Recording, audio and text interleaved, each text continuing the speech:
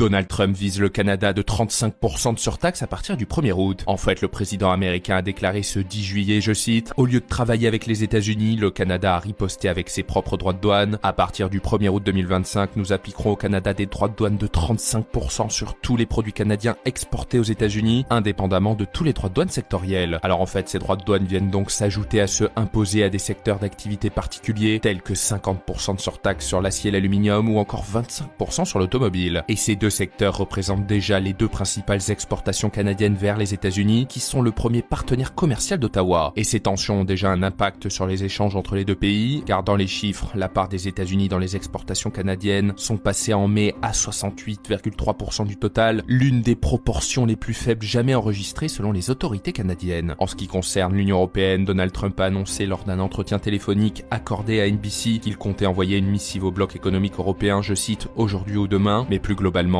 les nouveaux droits de douane fixés par Trump cette semaine pourraient tous être réduits à zéro si l'administration perd en justice face à une décision défavorable du tribunal américain du commerce international qui a jugé en mai que le président avait agi au-delà de son autorité légale en utilisant les pouvoirs d'urgence pour imposer des droits de douane en l'absence d'une véritable urgence. L'audience devant la Cour d'appel fédérale des États-Unis à Washington est prévue le 31 juillet à 10h heure locale et retrouvez toute l'actualité économique et financière sur le site de Zone Bourse.